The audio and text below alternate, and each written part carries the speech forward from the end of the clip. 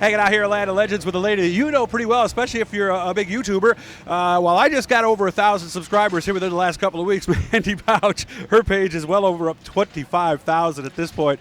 Yeah, I don't think I'll get there by next week. But, of course, we do two totally different things. She, of course, is Mike Mahaney's fiance here at Canandaigua. How you doing, Mandee?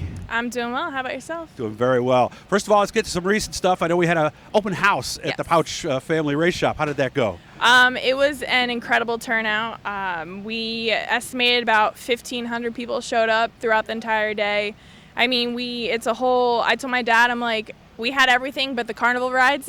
Nice. We had the no food. Bounce house? No, okay. Everything but the rides. We had all the kids' sandboxes, snow cones, free Really? food, you name it. And I mean, it was just to have all those people show up. We had people fly in just for one day. Yeah, it's very unique. It's like you said, it's very humbling. It's quite the experience. It's a lot of work. Yeah, I can imagine. I think we were Where nonstop. do they park everybody? We have a field. We have a few acres, but we at one point. So basically, the doors are supposed to start at 12, like open at 12 to 4. People started showing up at 10. And my dad and my brother, they did not get up. They were signing autographs, talking for 4 to 6 hours. Wow. And I ran around and got video. And I showed them afterwards. They were like, the line was out it was insane. It was awesome. How long have you guys been doing that? The open house, you know what? Asked my mom, she says few years. Asked my dad, he says probably 20. So some of your earliest memories are this open house? Yeah. Well, we used to do like almost like big Christmas parties. So it used to be different times of the year. We tried to do it like a biennial every 2. Of course, everyone's like, why don't you do it every year? But it's just so much work. I mean, to clean and organize. But we try to every other year. Okay. Yeah. What's your earliest memory of this whole thing? Because Billy Pauch is her dad, okay, the guy who won the Outlaw 200 and all these other big races over the years. When did you start to realize that your dad just wasn't the average dad? That's a very good question. I would say when I could bring my girlfriends to the races and guarantee my dad's going to win. Oh, really? Yeah.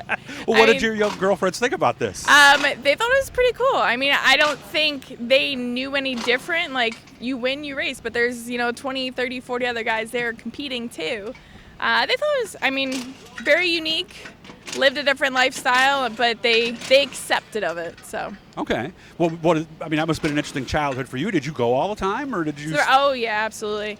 Yeah, I was put into every sport possible. Really? They wanted you to do anything but racing, yeah. huh? Yeah, they tried. It didn't work out well. Okay. I went the smart route. I don't race them. Right. I just promote. Right. So not as much of an investment. But, I traveled all the time, went on the road, but that's just what was normal. Okay. Yeah, this is the life basically, is what you're living today. So, because you're still doing probably, close to 100 races a year? Not much has changed. Not much has changed. No. So when did you get the idea to do a YouTube page, and what made you think maybe people want to listen to what I have to say? Well, I still question why people want to listen to what I have to say. Yeah, but the numbers can tell you that they... Yeah. So I would say about 6 or 7 years ago, I started doing the blogs. And so it just started as that? It started as that, and then it was between my dad and Mike. Mike was the one that was like, you should do camera, and I was like, eh. And then Dad just handed me this old school camera, and he's like, record. I'm like, whoa. Okay. It's like ancient. Learn on the fly, huh? Yeah. So I started doing that, and it was just, a lot of hit and miss, learning what people wanted and what I enjoyed showing and sharing. And it led into this, and it's cool where we started, and it's even more awesome to see it going across the board in all other divisions, like across the country, all the people that like just picked up on it, because you could see racing online anytime you want, but there are so many people that don't get to experience this. Yeah. And I agree. like to be able to bring that to them, the good and the bad. I think sometimes people like you and I who have been around this for so long forget that a lot of people don't even get to do and stand where we're standing right now. There's so many stories that never make it onto that mic tonight, and that people at home will never know. No. It's, that too is like incidents happen on the track, and people go home and they're like, they say this or they say that or they forget about it, but we still live with it. Mm-hmm. So it's neat just giving a whole different perspective for everyone. I think it really gives the fans a better appreciation for what we do, who we are, not just us, but everyone here in the pits. And you and I share that right there. I know that. This has to be tough, though, because you're on the road, and I doing uploads at hotels and things like that is not always easy. So you have sometimes we were going, please give me a signal that's pretty decent, right? Yeah, that's, I've had signal problems at this track. I mean, I can tell you all the racetracks where you definitely aren't going to get signal service. Oh, really? Okay. Oh, there's and a the lot areas of them. too, right? Where What's you're that? Just, like, because a lot of times you're doing this in a hauler too, aren't you? Yeah. So I have a hotspot, and I'm probably calling Verizon every other week saying I need something better. Yeah. Never good enough. But it's I'm still learning. 4 or 5 years doing it and figuring out the best times to upload, what people want to see, what they don't want to, what they don't care for. Yeah, because sometimes you'll put something up that you think's going to go real good. You look at the numbers and you go, man, that didn't work, right? Yeah. It's funny.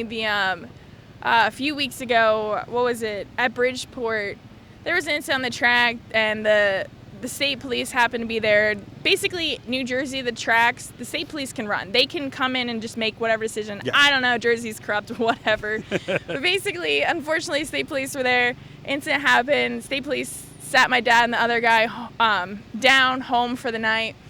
And the video, I wouldn't say it went viral, but so many hits on it. And my dad's like, you know what?